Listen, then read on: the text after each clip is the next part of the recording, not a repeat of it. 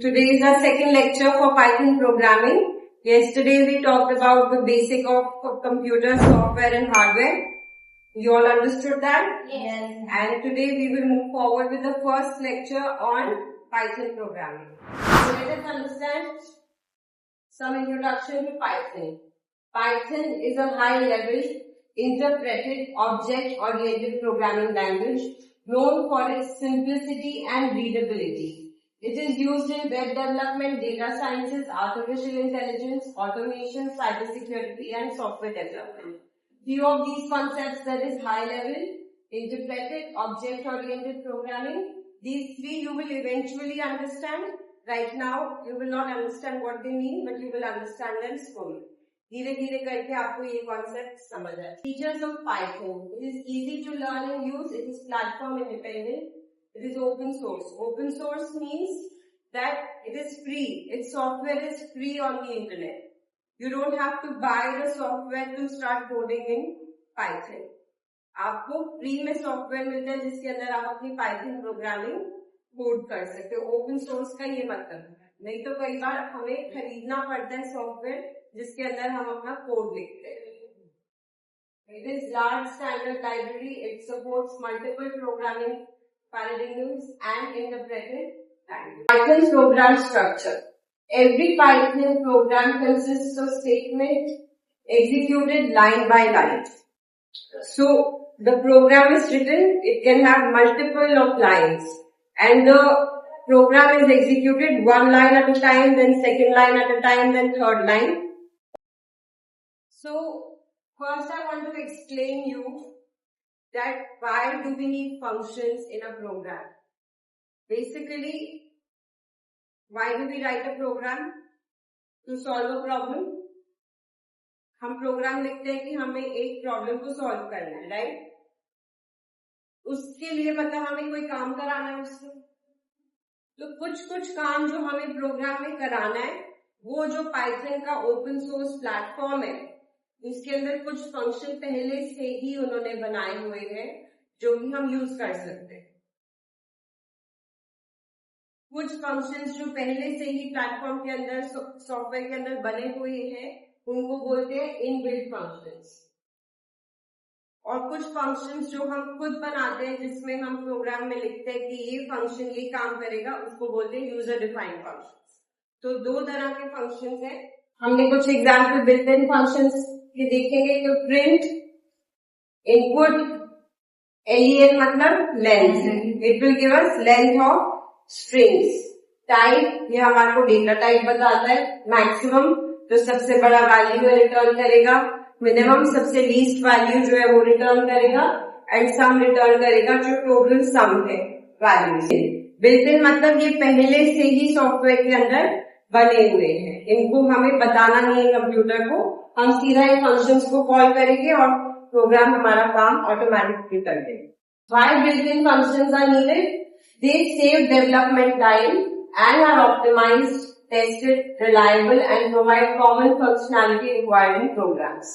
So, इनको tested है ये सब कोई, तो ये कभी भी एरर नहीं देंगे क्योंकि इन पे काम किया हुआ है. ये अगर हमको सब कुछ खुद करना पड़ जाता तो हमारा डेवलपमेंट टाइम मीन्स आप कोड लिख रहे हो, उसको जो टाइम लग रहा है उसको डेवलपमेंट टाइम कहते हैं.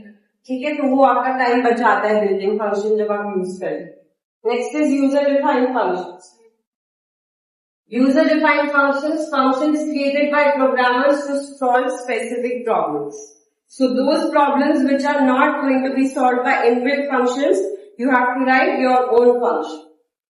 और उसको कैसे लिखते हैं आप ये देखिए. कोई भी फंक्शन होता है तो फंक्शन के आगे एक ओपनिंग ब्रैकेट है और एक क्लोजिंग ब्रैकेट है. ये इसकी पहचान होती है.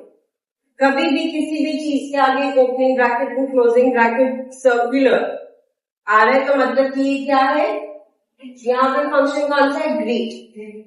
ये इनबिल्ट उसका सिंटैक्स है, ये रूल है कि ऐसे हम यूजर डिफाइंड फंक्शन लिखते हैं. और ये क्या काम कर रहे हैं भी, ये प्रिंट कर रहे हैं. और ये क्या है, उस फंक्शन को हम कॉल कर रहे हैं. ठीक है, एक फंक्शन की डेफिनेशन है और ये फंक्शन हम यहाँ पे कॉल करते हैं. समझ आई? थोड़ा थोड़ा आपको धीरे धीरे समझ आ जाए। आपको पता है कि हम लोग प्रोग्राम क्यों लिखते हैं, हम इनपुट दें, उसके ऊपर काम करो और हमें आउटपुट चाहिए। तो आउटपुट देने का जो तरीका है पाइथन में, वो इस फंक्शन के थ्रू होता है। क्या फंक्शन है वो? प्रिंट। प्रिंट से हमारा आउटपुट स्क्रीन पे आउटपुट आता है। ओके, इसके आगे भी आप देख रहे हो ओपनिंग एंड क्लोजिंग ब्रैकेट है, तो मतलब जितने भी फंक्शन है उनके सबके आगे ओपनिंग एंड क्लोजिंग ब्रैकेट होगा, और जो भी हमने प्रिंट कराना है वो हम इस ब्रैकेट के अंदर पैरामीटर देंगे। ठीक है। Print is a built in function used to display output on the screen. किस तरह से? Print hello. What is hello? It's a comment because it is in codes. Print 10. What it will print? It will print 10 on the output screen. Print age is equal to 20. So here age is becoming a comment and 20 is just a display. Okay? Input function. Input is a built-in function used to take input from the user. By default, input returns data as a string.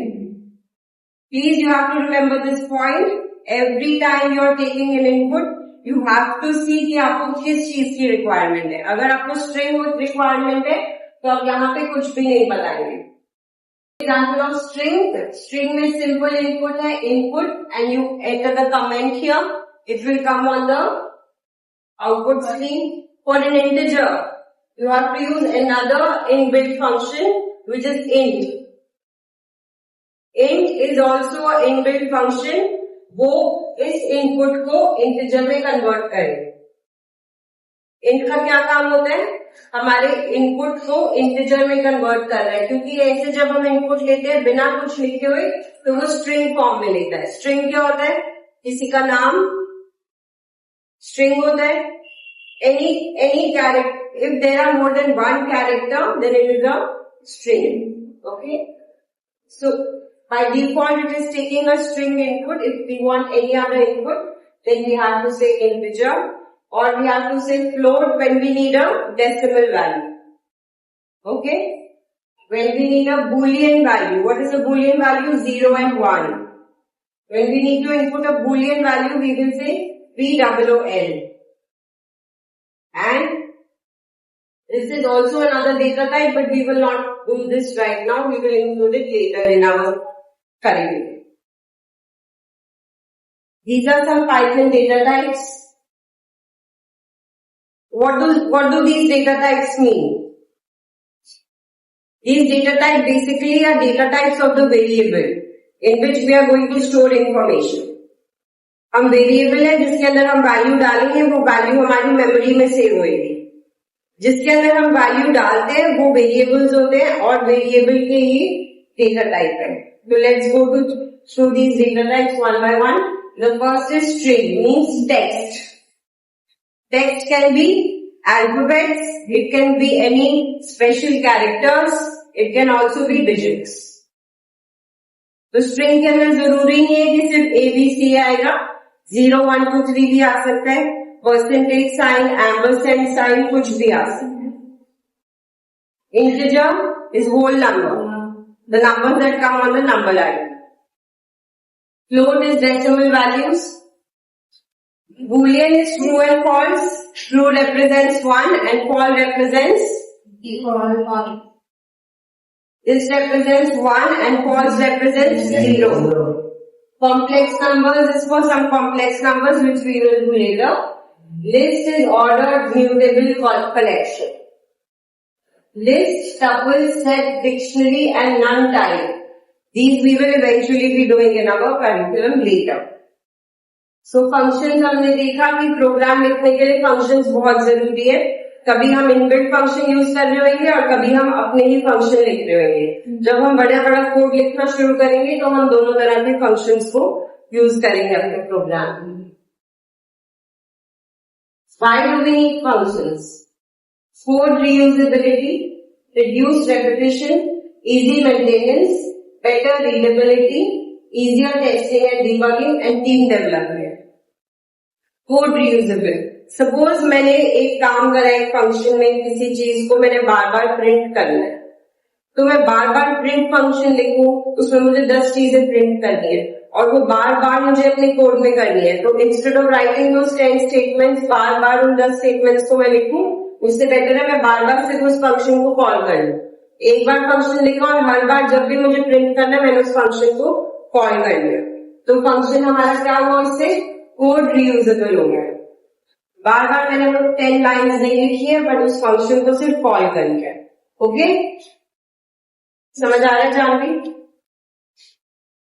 तो repetition भी हमारा reduce हो गया, बार बार नहीं लिखना पड़ रहा उसको, मेंटेन करना इजी हो गया, रीडेबल हो गया, टेस्टिंग करनी इजी हो गई। कल हमने देखा था testing is a very important part of a software development and team development में हेल्प करे। The first is a very simple program, print hello. So what is the question asking you? Print hello world.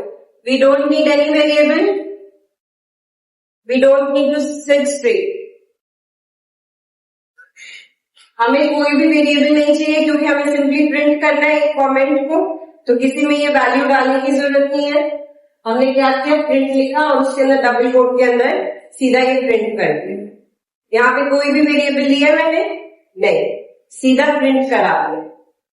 Next, print your name.